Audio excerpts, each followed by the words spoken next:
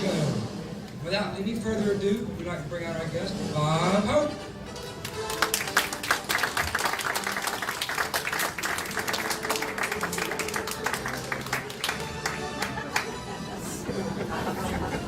Well, thank you.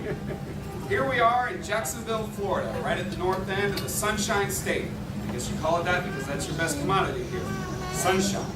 And you can tell because it's only 107 outside, which is great for enjoying your beautiful sandy beaches here. 107, that's perfect. And as I was driving in today, I saw these signs welcoming you gardeners for your reunion.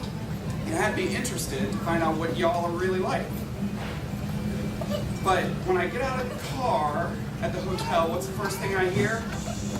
Wait till you meet those gardener men. Really? Gardener men, you say? You didn't think to welcome me with a comment about the gardener women by chance? But I've met some of you. You all seem to be very nice people. It's hard to remember some of your names because there are so many of you, but it doesn't seem to be a big problem because half you don't know the other half's names. That's why you go around calling each other Podden and Buddy. And the state's garnered some interesting nicknames over the years. The one I don't get is the part of the state that you call Panhandle. There's a couple of reasons for that. Number one, why would you want to name a physical part of your state after a nice way of saying begging? I'm going on vacation for a week. Yeah, where are you going? Begging, Florida. And on top of that, the Panhandle, so you say, is at a right angle with the rest of the state. Who puts a handle on the bottom of their pan? Well, the Panhandle's in some trouble right now. You know, the economy's still bad and there's oil everywhere, and Tim Tebow cares.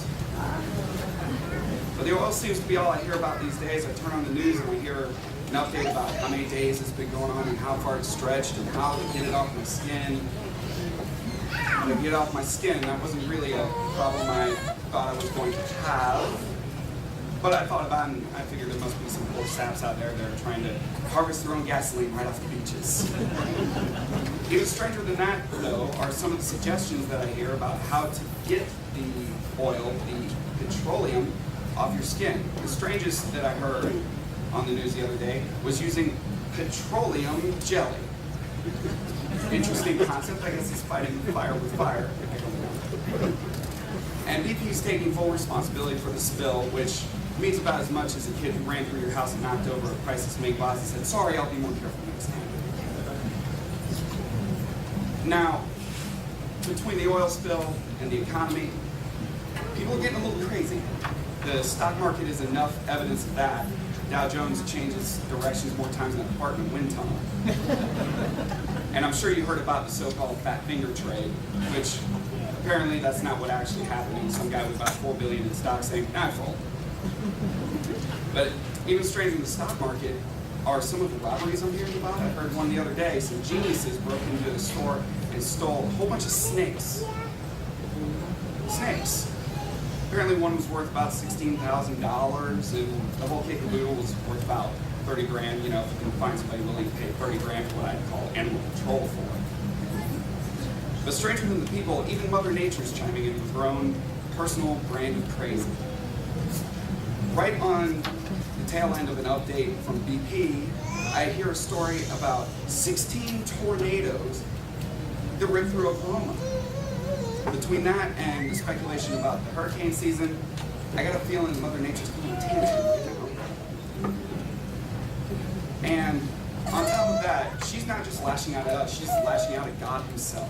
There was a story I heard just last week where she struck a lightning that was unofficially called Touchdown Jesus with lightning and burned it to the ground. If that's not making a statement, I don't know what is.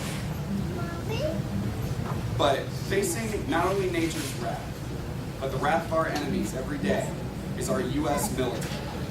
And tonight we're here to honor the veterans and active enlisted men and women of our brave and courageous armed forces. Let's give them a hand for letting us be here today.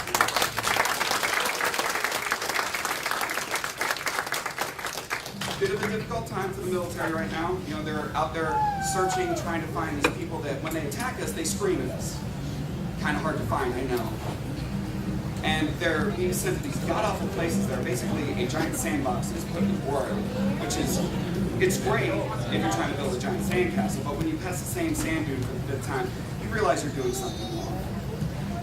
And first we were in Iraq, which is giant sandbox A, and we were in Afghanistan, giant sandbox B. Kind of confusing for the troops. You know, you get off the plane in Kandahar, see the same sand dune that you saw when you got on the plane in Baghdad, and you turn around and you see it and you say, this has got to be a joke, right?